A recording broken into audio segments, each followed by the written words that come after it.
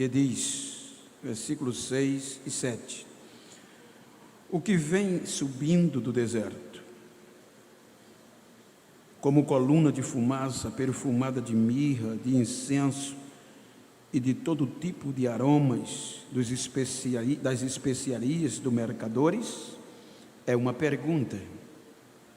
Vede, é a liteira, a cadeira da qual Salomão é transportado, escoltado por 60 guerreiros dos mais valentes de Israel. Queridos, tendo em tese que o versículo último do capítulo 3, o tema está inserido, que é uma petição, é um anelo pela volta prometida de um noivo. E no capítulo 3, a gente vê o cortejo nupcial. Quero tomar por base esta passagem para contextualizar a tipologia existente no livro de Cantares. Cantares é um poema lírico escrito por Salomão e que foi aprovado pelo Cânon, que deu veracidade à inspiração de Deus para que pudesse estar inserido na Bíblia. O interessante é que, com tantos séculos passados, a gente encontra algumas dificuldades na nossa cultura para ler o livro de Cantares, porque às vezes confronta pelas palavras expressa de amor, que às vezes aparecem tão sensuais, expressa de um homem a uma mulher. Muitos cristãos têm dificuldade de ler o livro de Cantares por conta de palavras sensuais que é encontrado. Imagine que naquela época a cultura mais fechada ainda, e Salomão, que protagoniza o livro, ele usou termos tão odiernos que hoje muitas vezes nós temos dificuldade de usá-los para as nossas próprias esposas.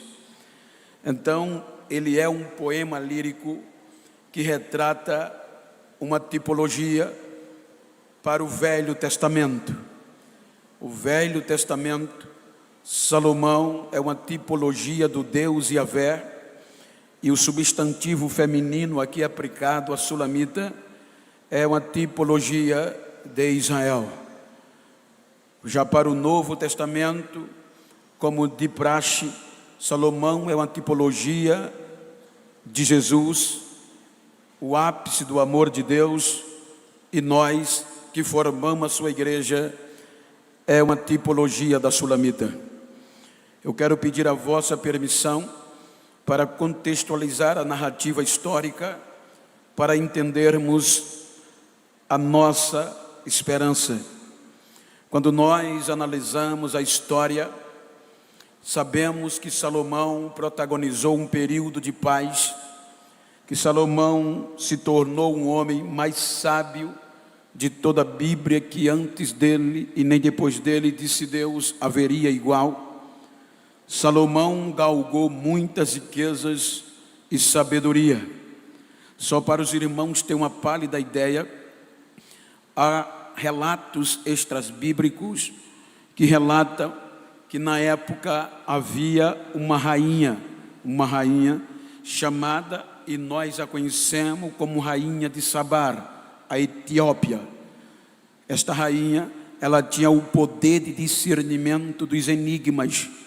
Então todos os reis do Oriente, quando tinha enigma, socorriam-se a ela, para ela trazer a lucidez dos enigmas.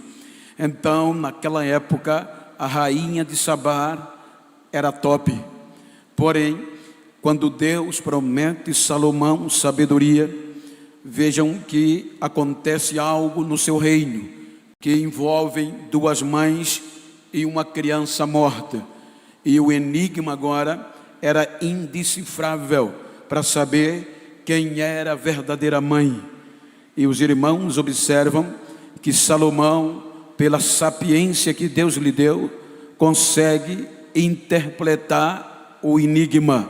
E a Bíblia diz que isso espantou não só Israel, mas saiu além das fronteiras. Então isso implica dizer que a notícia chegou em Sabá. Observem que está no texto bíblico que a rainha de Sabá ouviu falar que agora tinha um rei, o rei de Israel, que era mais sábio, mais entendedor dos enigmas do que ela, pois na ótica humana era impossível. Se os irmãos lerem o texto do livro dos reis, vai ver que a rainha de Sabá, ela prepara uma viagem a Jerusalém. Era uma viagem custosa, de despender muito dinheiro, e além disso, ela prepara presentes de altos valores, com o objetivo de vir a Jerusalém para saber se era verdade aquilo que ela ouviu. E vejam que a Bíblia diz que o teor da visita era perguntas. Está no texto que ela elaborou enigmas para ver se Salomão discernia ou interpretava os enigmas que ela preparou. Chegando ela em Jerusalém, ela já é impactada pela luxúria, pela riqueza do palácio. Os vestes dos empregados de Salomão lhe chamaram a atenção, a ponto de que quando ela se aproxima e tem audiência com Salomão, os irmãos vejam que o texto diz que de todas as perguntas enigmáticas que ela fez a Salomão, não ficou uma que ele não lhe desse resposta. Então é quando ela diz: não me contaram nem a metade do que você é capaz, não me contaram nem a metade do que eu vi, é mais do que me contaram. Veja a que ponto a sabedoria de Salomão chegou. Salomão era o top, Salomão era o rei. Porém, diz os históricos, as narrativas históricas, que Salomão, com todo este glamour, é necessário uma vistoria na sua jurisdição. Em todo o reino, o rei anualmente ou periodicamente fazia uma viagem de visita no seu reino. E é óbvio que a Bíblia mostra o contexto desta viagem, porém está na extra bíblica, nas entrelinhas. Quando Salomão, verificando, ele chega em uma região menosprezada, uma reunião de plebeus, uma reunião de pessoas sofridas, região de pessoas pobres. Quando Salomão chega naquela região que o povo sobrevivia, por exemplo, esta região aqui é região canavieira, eu entendo disso, me cresci nisso, mas Salomão vai passar em uma jurisdição do seu reinado que a especialidade era a plantação de uvas. Em vez de canaviais, era vinhas. E ele se depara em uma daquelas vinhas com algo surpreendente. Por quê? Porque tinha alguém fazendo a obra errada, na hora certa e no lugar certo. Vejam que a história da Sulamita, ela está exposta a uma situação que não era peculiar. Ela estava trabalhando de vigilante de uma plantação de uva. Isso implica dizer que ela diz: os meus irmãos se indignaram contra mim, se aborreceram contra mim e me colocaram para tomar conta da vinha. Ou seja, por uma revolta ou uma discórdia dos seus irmãos, eles disseram: você agora vai vigiar a nossa plantação de uva. E isto implicava em alguns fatores: região pobre, e além disso, o sol causticante. Ela tinha que se expor ao sol, ao frio da noite e o perigo dos animais e dos salteadores. Então a sulamita se predispõe e é posta para trabalhar como vigia em uma plantação de uvas. Diz o contexto histórico que quando Salomão passa por esta região, ele é impactado, uma região de pessoas pobres, mas aquela vigilante, pelo olhar, que olha para o olhar do rei, que não era qualquer pessoa que tinha este privilégio, foi uma ocasionalidade, digamos assim. Ela encara o rei. Quando ela encara o rei, o coração do rei não resiste. Uma morena, salpicada pelo sol, a pele escura por conta do sol. Então quando Salomão encara com ela, ele começa a elogiar, ele sente o amor. E imagine, o amor é recíproco. Agora o rei sente o coração bater por uma improvável, uma plebeia, uma mulher que estava no lugar errado. Porém o amor se espalhou tão rápido, o amor foi tão verdadeiro, que Salomão, ele pensa em trazer a Jerusalém para reinar com ele, por conta do amor e da coragem que ele viu nela. Uma mulher diante de uma plantação de uva, diante o dia e a noite, era característica favorável.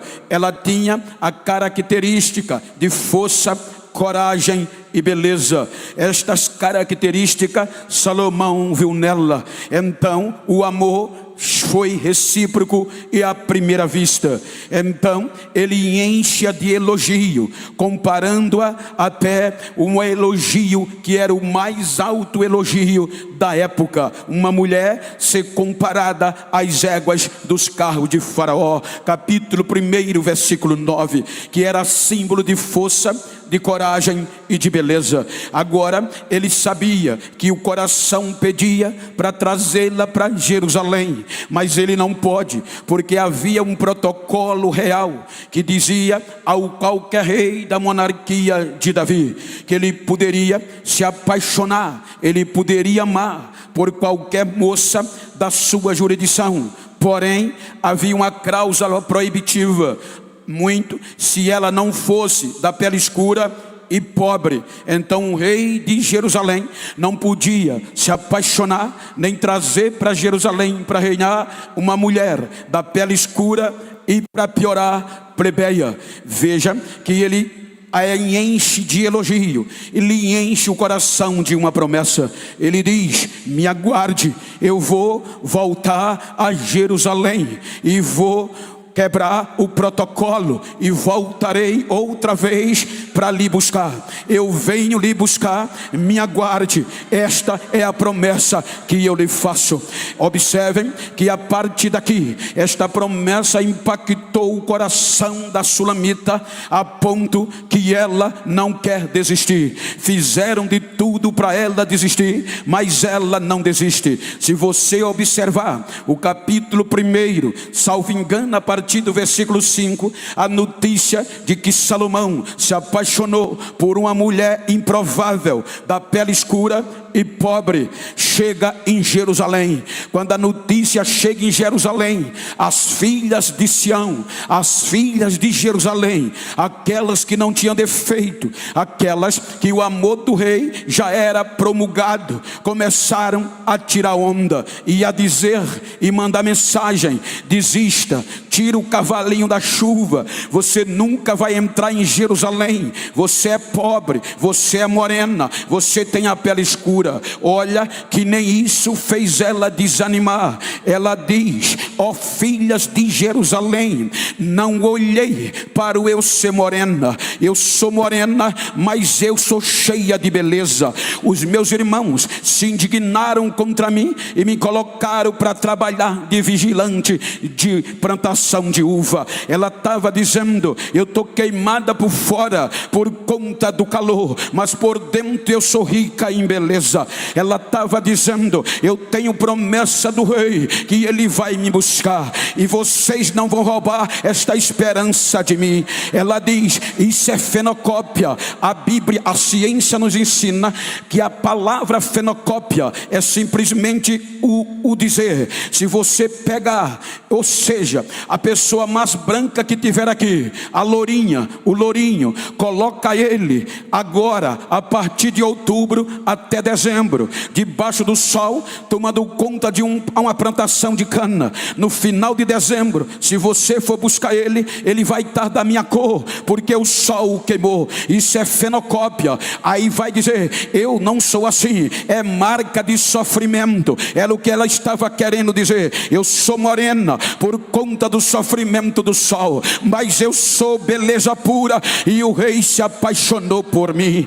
Observem que quando nós vamos para o Novo Testamento, a promessa é feita. Se você observar, quando Israel não valoriza este amor, quando os filhos de Israel do Antigo Testamento não eleva o tamanho do amor que Deus deposita a eles e não faz caso, aí Deus envia o ápice do seu amor através de Jesus. E olha a observação: quando Jesus vem, capítulo 1 de João, ele vem para quem? Para os que eram seus, para os que eram seus.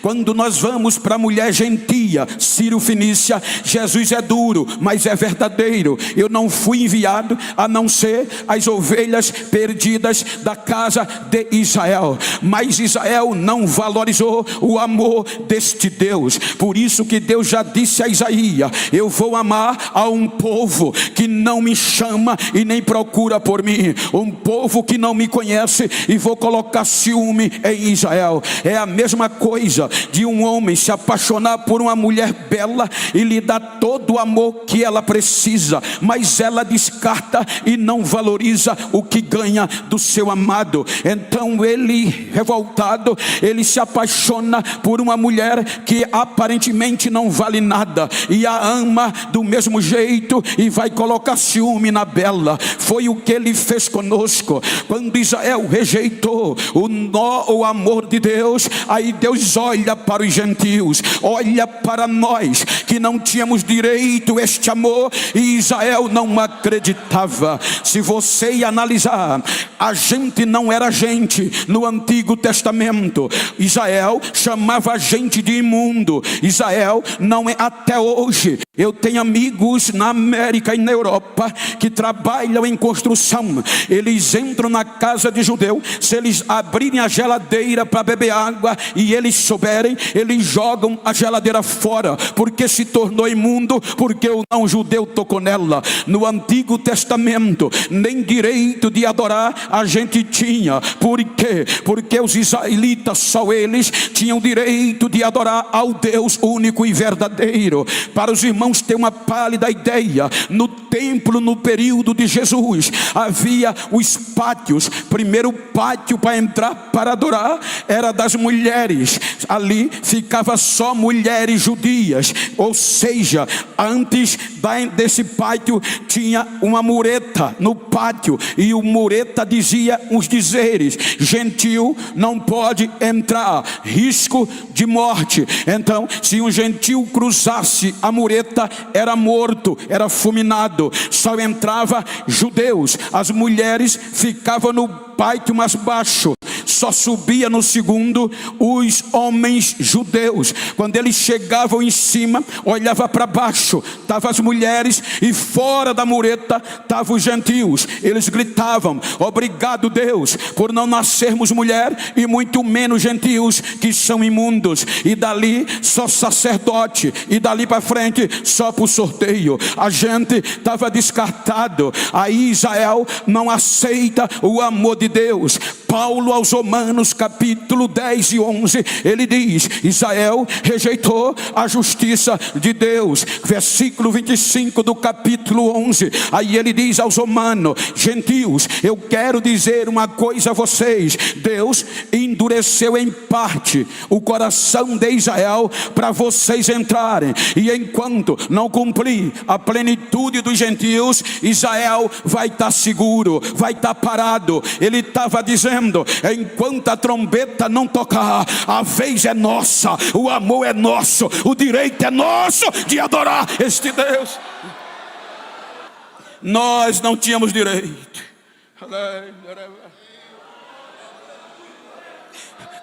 Estávamos descartados da promessa. Israel não valorizou o amor. Aí Deus olha para nós.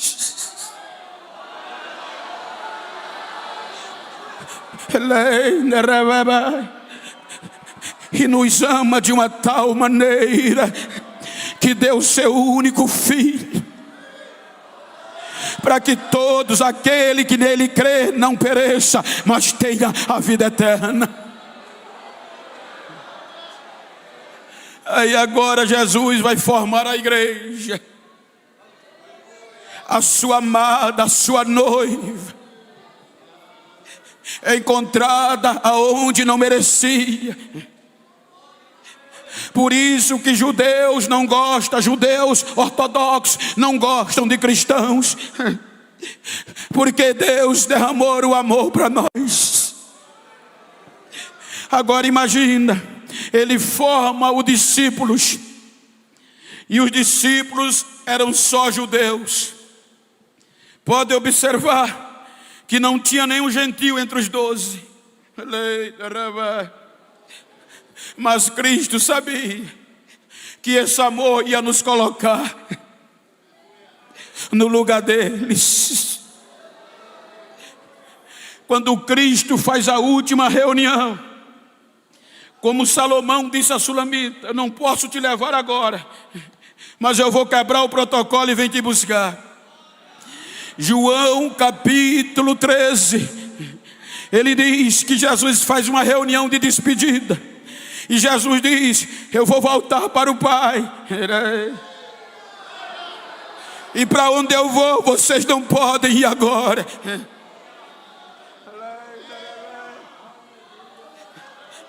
Aí Pedro pergunta: Senhor, para onde tu vai que nós não podemos ir? Estamos prontos para dar a vida. Aí a reunião fica triste. Aí Jesus entra no capítulo 14 e fala da cultura.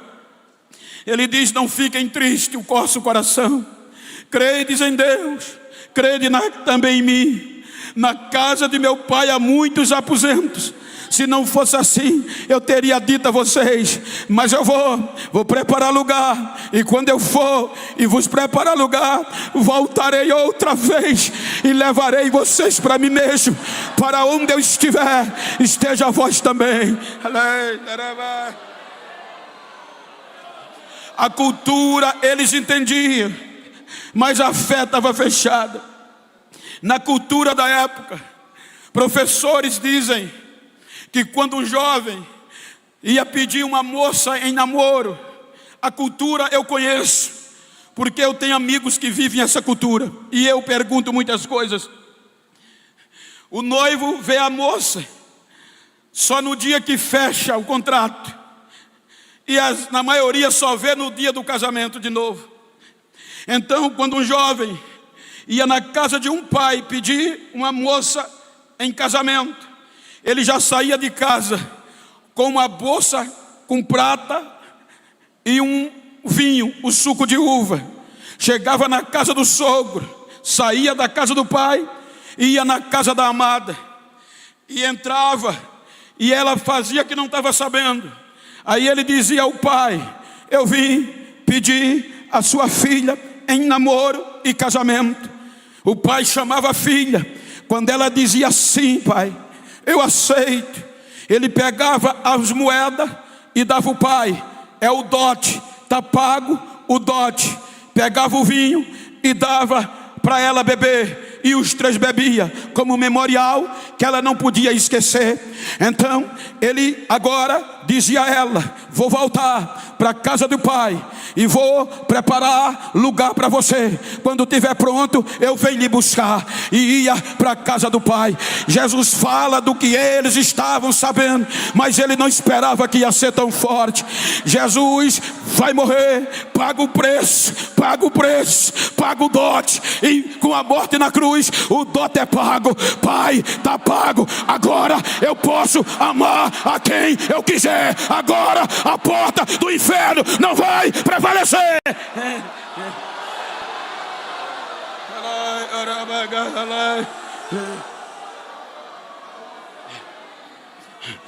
Veja que eles matam Jesus, porque a mensagem de Jesus quebra o protocolo. Porque a cúpula do antigo judaísmo, os saduceus, eles não acreditavam em vida após a morte. Eles diziam que não havia ressurreição. E o evangelho de Jesus é baseado no sobrenatural, a vida eterna, o arrebatamento. Então quando eles matam Jesus, eles matam de cruz, porque era praxe. Quando Roma adotou a prática de morte de cruz, foi com alguns objetivos específicos. Primeiro, para punir escravos fugitivos, para que nenhum outro mais fugisse. Segundo, para punir revoltosos vencidos, que era para eles o caso de Jesus. Por isso que a Bíblia diz que Jesus, por ele, era escândalo para os judeus. A palavra escândalo no grego é escândalo, que quer dizer pedra de tropeço. No latim quer dizer escandalium, que quer dizer pedra que alguém pode tropeçar. Quando chegou no nosso português, escândalo quer dizer comoção, que causa irritação. Então a mensagem de Jesus para o nosso português, os judeus tinham como laço, como armadilha. E por isso disseram: vamos matar, porque se a gente matar ele de cruz, acaba com esta mensagem e tira a possibilidade dos seus seguidores continuar crendo. Porque a lógica era: quem continuar com esta esperança, pregando esta mensagem que ele ensina, vai morrer do mesmo jeito. Eles matam Jesus na cruz, mas não esperavam o impacto da ressurreição. Terceiro dia, a morte não pôde vencer, e Jesus é ressuscitado. As primeiras pessoas que viram Jesus ressuscitado foi representantes dos sacerdotes. Os soldados correram e disseram-lhe: Jesus ressuscitou.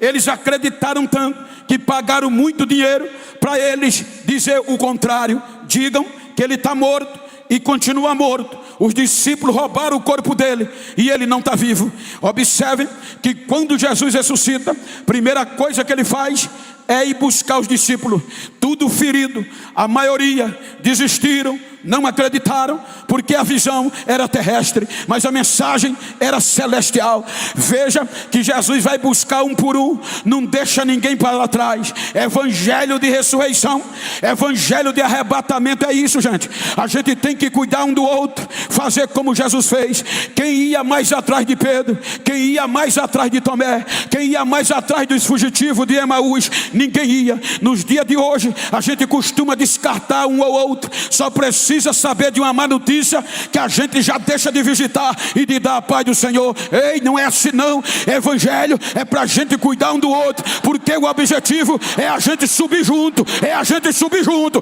é a gente subir junto. Diga para quem está ao seu lado: se depender de mim, você vai subir comigo. Ele ensina, ele restaura, ele renova.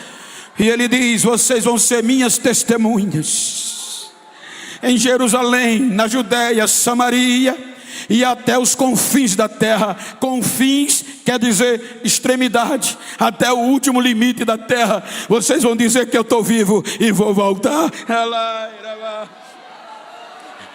Ele volta para o Pai, e quando ele volta para o Pai, perplexidade.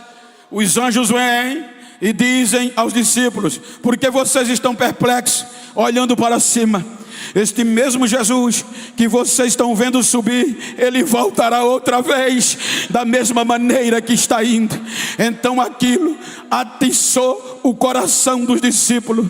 Ficai em Jerusalém, até que do alto sejais revestidos do poder. Agora, como a sulamita, pode olhar em Cantares, de manhã ela saía pela rua gritando: vocês viram se o meu noivo mandou notícia? Ninguém respondia. Meio-dia ela voltava: vocês viram notícia do meu noivo? Ninguém respondia. Na noite ela entrava na rua, procurava os soldados e dizia: vocês viram que o meu noivo voltou? Espancada era, mas não desistia. Desprezada era, mas não desistia. A música era: ó amado meu, vem pelas colinas. Volta, amado meu, volta, amado meu.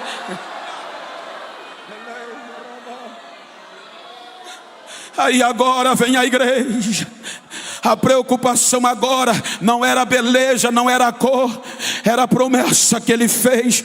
Porque a pregação agora era de Jesus é o nosso Senhor e vai voltar. Então isso quebrava protocolo, porque quem comandava a Palestina era Roma. Falar que Jesus era o Senhor era uma afronta ao Império Romano, mas eles não abriam mão. Veja que a mensagem era arrebatamento. Tiago vai pregar e prega a volta de Jesus. Aí os judeus procuraram Herodes e disseram: tem que matá-lo. Herodes, para agradar os judeus, decapitou Tiago para pegar fama e parar a esperança, mas não conseguiu.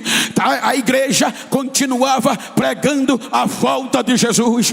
Vem as prisões, não tinha jeito. Vem a lei, vocês estão proibidos de falar, de pregar, ensinar nesse nome. Não conseguiram tirar a esperança do coração deles. Então vão arrebentando e não tem como tirar. Aí vem cerca do capítulo 9 de Atos, apóstolo Paulo se converte. Capítulo 12, olha como nós estávamos distante. Ou seja, os apóstolos em Jerusalém pregavam a volta de Jesus, mas com um objetivo. Qual era o objetivo? Era ter que cumprir a lei. Veja que eles pregavam o evangelho da circuncisão, e isto era o que valia. Aí agora, pela perseguição, alguns judeus de Alexandria vão pregar o evangelho, como também no capítulo 10 entrou na casa de Cornélio gentil, chega na Antioquia,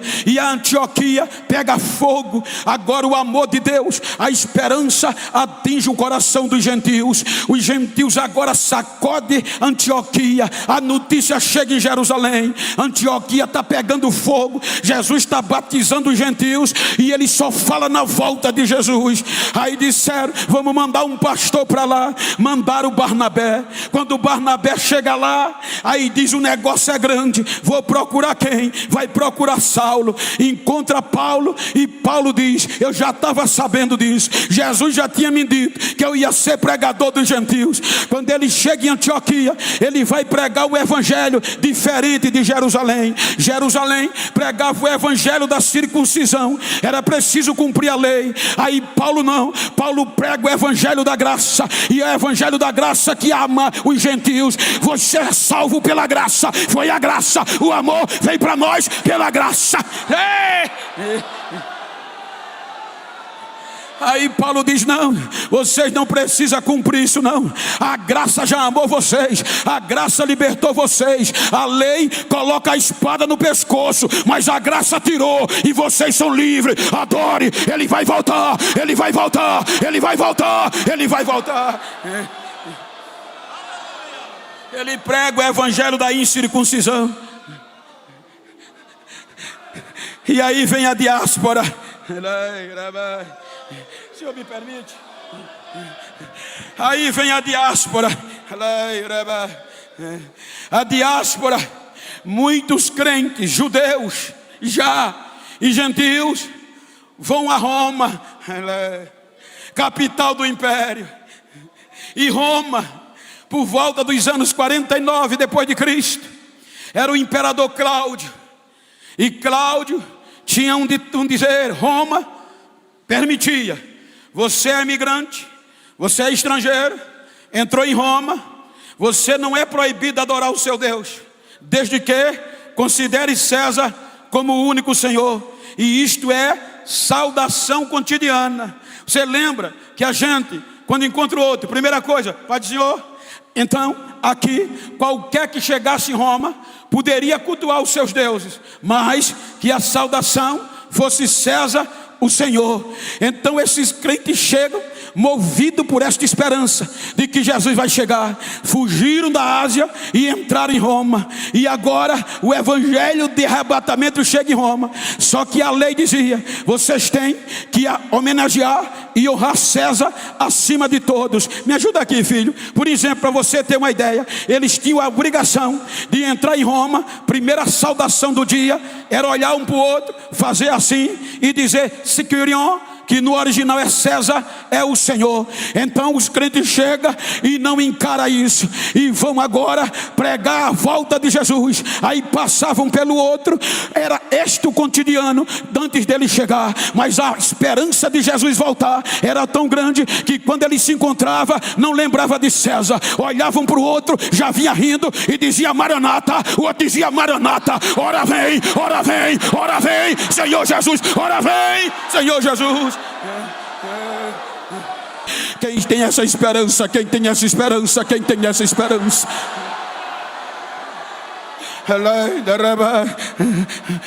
Aí o escritor romano Suetônio, ele diz que por conta disso Cláudio expulsou os judeus de Roma, e aí é onde surge Áquila e Priscila na região lá de Corinto, expulso por conta de uma esperança. Aí agora vem os anos 64 a.C. e quem estava protagonizando? Pedro, pregando a volta de Jesus. Vai, ele vem, vocês são uma geração eleita, vocês não podem desistir. Está vindo uma perseguição aí, Nero vai botar para derreter. Aí quando Nero assume, ele vai queimar os crentes. E Pedro diz: vocês não podem desistir, vocês não custaram prata nem ouro, mas o preço do dote já foi pago. Foi o sangue de Jesus derramado por vocês lá na cruz. Relatos históricos dizem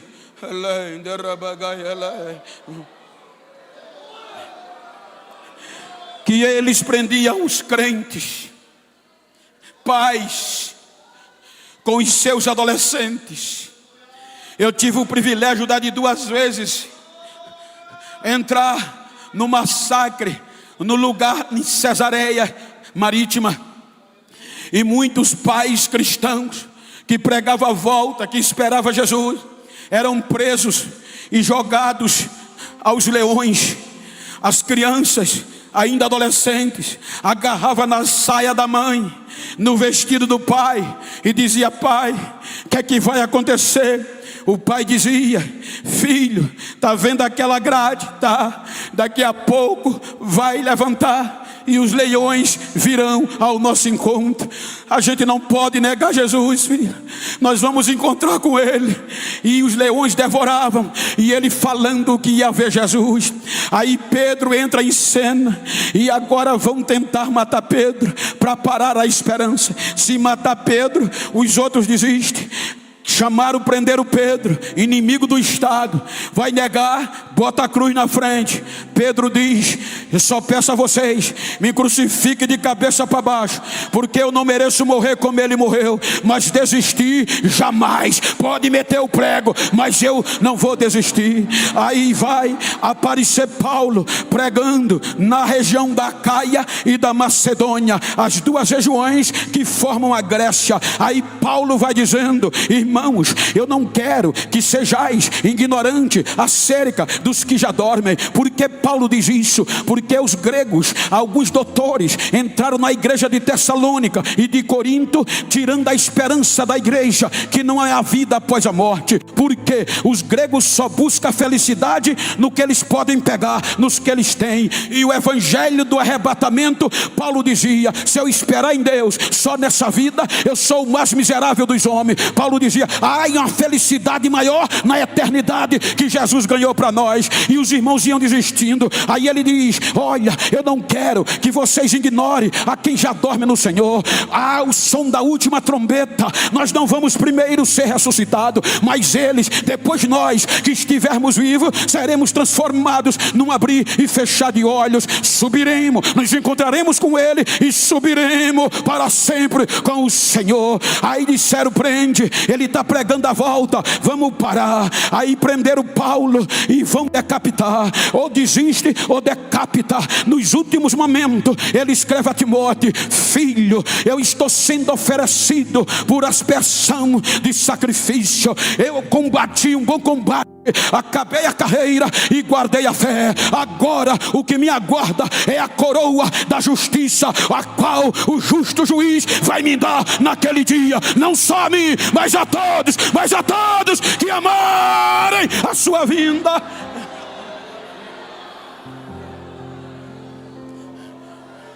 O que é que faz para parar?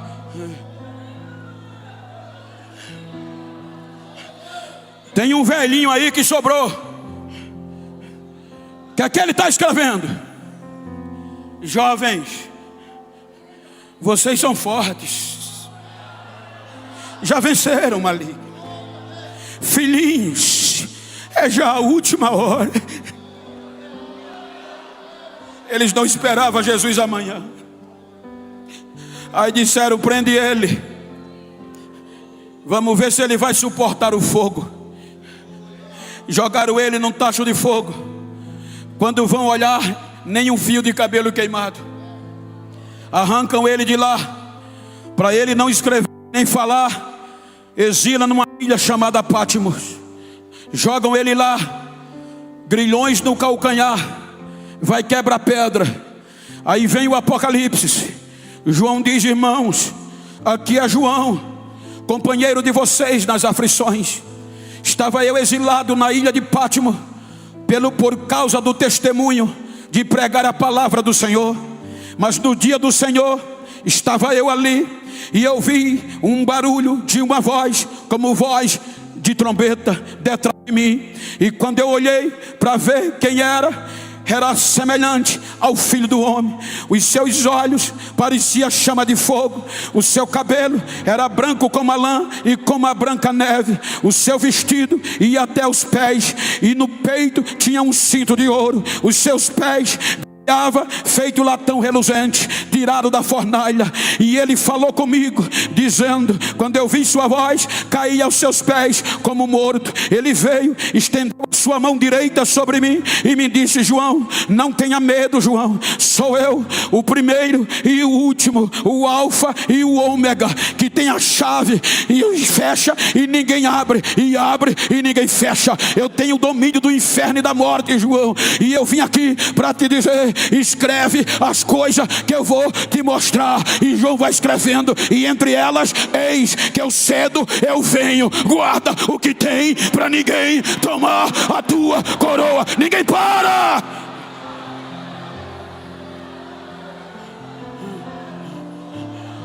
Era que crescia.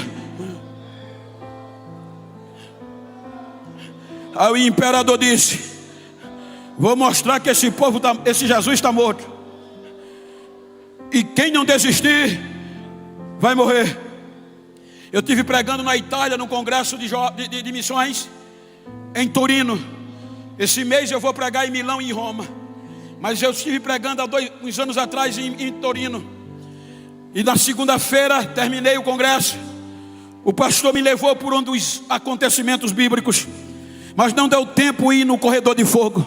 Ele disse: Bento, o imperador estava com tanta raiva desta palavra da volta de Jesus, e ele é o Senhor,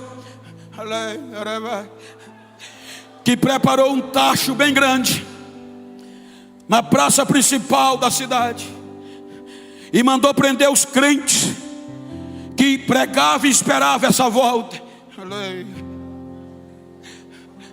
Mandou prendê-los acorrentados de 2 em 2, jogados nos buracos.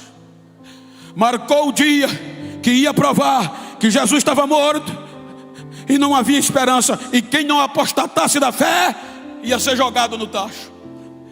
O tacho bem grande aqui, a escada para subir, na aba, e uma tocha de fogo como daqui na porta de um lado e outra de outro, formando um corredor.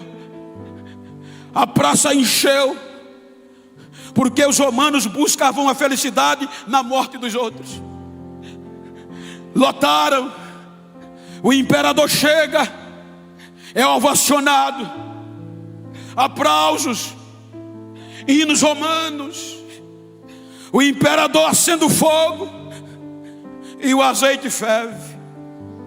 Ele diz: soldados, pegue esses crentes de 2 em 2. Se eles não desistirem, jogue-os no fogo. Os soldados iam lá nos buracos e arrancavam acorrentados um no outro. Quando eles chegavam na frente do corredor, os romanos enlouqueciam, acorrentados. Os soldados embravecidos diziam: ou vocês desistem dessa esperança, ou vão cair lá dentro. Aí eles queriam se soltar. Um puxava para lá, outro puxava para cá. Eu disse: pastor, eles queriam correr. O pastor disse: não, Bento, eles estavam tão cheios de Deus e queria tanto ver Jesus, que olhava para o fogo e dizia: quem vai entrar primeiro sou eu. Deixa que quem vai primeiro sou eu. Me larga que quem vai primeiro sou eu.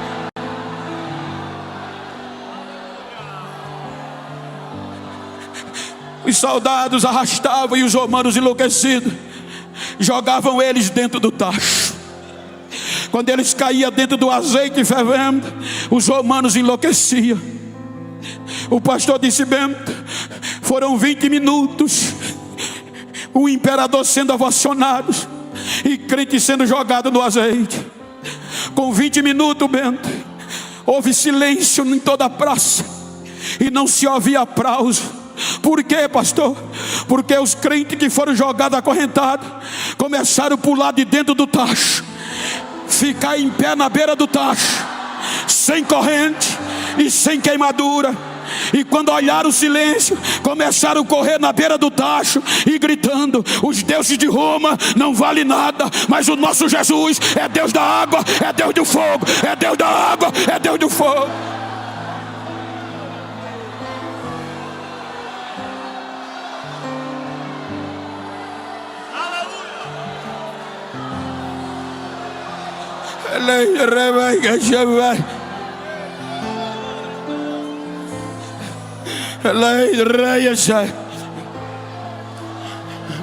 Fizeram de tudo para parar. Império, Coliseu, antigo judaísmo, Sinédrio, fariseu, mas não conseguia parar. Regiões que eles matavam crentes, mas os representantes diziam: não tem jeito, quando mata 2 já tem 4 no lugar, quando mata 8 já tem 16 adorando a esse Jesus.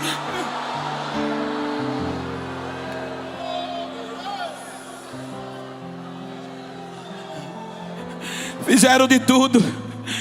Século 12, 13, 1229, tiram a Bíblia de circulação, mas não adiantou. Para os leigos não conhecer a verdade. Século 16, 1545, tiram o poder da graça. A religião tira o poder da glória e da fé. Aí vem Martim Lutero com a reforma protestante, dizendo que o justo espera e vive é pela fé, e ninguém vai tirar essa esperança de nós. Século 18, 1720 e pouco, aparece o ícone do iluminismo teológico, o liberalismo, predominado por Rudolf Bultmann, um filósofo ucrânio, dizendo que o Espírito Santo não interferia entre Deus e o ser humano. E esta coisa de que esse Jesus vai voltar, que está vivo, é o poder da pregação. Ou seja, quanto mais se repete, mais verdade vai ficando. Ele dizia que a única coisa verdadeira da história é que Jesus padeceu na mão de Pôncio Pilato e morreu, mas não ressuscitou. E isto foi quase 300 anos de frieza, século 17 até o início do século 20. Quase que o pentecostalismo vai embora, exceto por poucos avivalistas. Mas ele quebrou a cara, porque ele pensava que a história de Jesus era como a história dos grandes ícones, como Elvis, como Michael Jackson, como Wilson Hudson, e ou seja, que a gente vai lá e já morreram, mas os fãs dizem que eles ainda estão vivos na história. Vai lá no túmulo, eu já fui em Londres, já fui na América, está lá a placa dos famosos, aqui jaz, aqui está o resto mortais. Já entrei 4 vezes no túmulo de Jesus e não tem placa, só tem as montanhas rachadas. O que foi isso? Foi quando ele ressuscitou. Ele não está mais ali, ele está vivo, ele está vivo. Ele está tão vivo que você não veio aqui ver o nego pregar. Você veio aqui na esperança que ele está vivo e batiza e cura e salva e vai voltar. Deixa eu ouvir o barulho da geração que está esperando ele.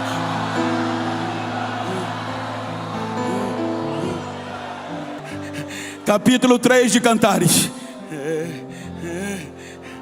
Há uma pergunta: o que é isto que vem subindo, imparável como uma coluna de fumaça? Deixa eu olhar o que é.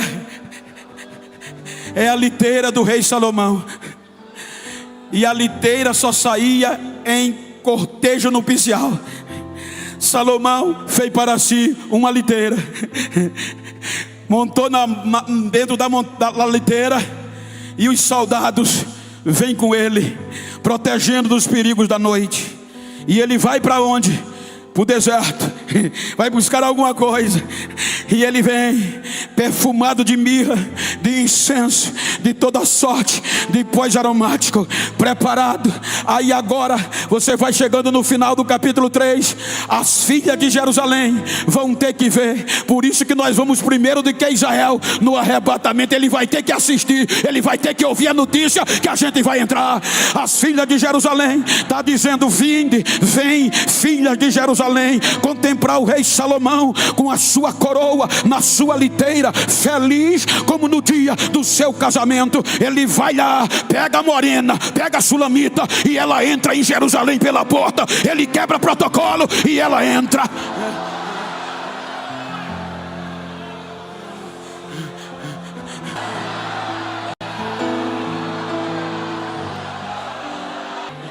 Oh, vem, amado meu.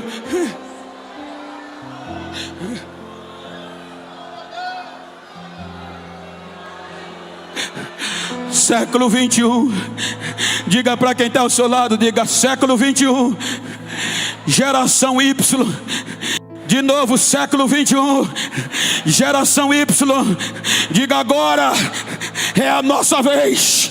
É a nossa vez de adorar, de continuar dizendo: ó amado vem, ó amado vem, ó amado vem. A minha glória está invadindo esta casa de uma forma sobrenatural. Da galeria, nave ao púlpito, eu estou derramando unção. Receba agora renovo, receba agora renovo. Eu sinto a autoridade de Deus. Recebe agora. Deixa eu ver o barulho da igreja que vai subir. Só fica em silêncio quem vai ficar. Só fica em silêncio quem vai ficar. Quem vai subir, adora.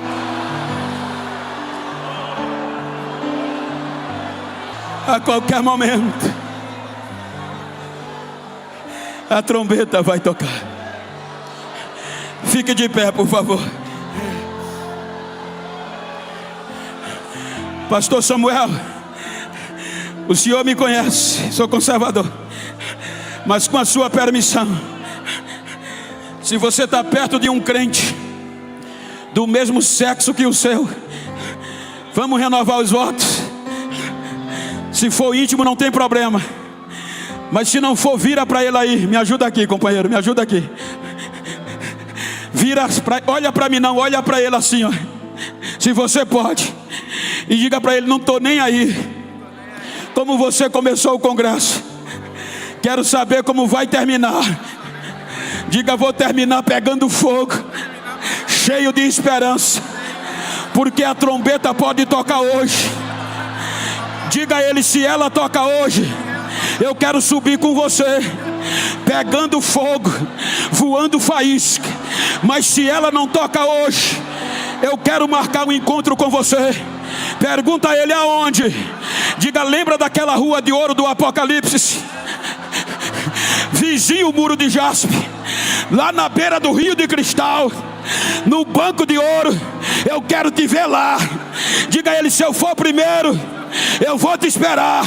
Mas se tu for primeiro, me espera, que o negócio vai feder, o negócio vai apertar, mas eu vou estar lá, eu vou estar lá. Aperta a mão dele, diga: tá agendado, tá fechado. Abraça ele: fechado, fechado. A esperança é tão real que eu quero concluir com todo carinho. Pergunta para quem está ao teu lado. Diga: me diz aonde está o Império Romano. Diga: caiu. Me diga onde está o Coliseu. Só os pedaços. Diga: me diga onde está o templo em Jerusalém. Caiu. Diga: onde estão os fariseus? Ficaram para trás. Onde está o antigo judaísmo? Desapareceu. Pergunta ele: a igreja, a noiva?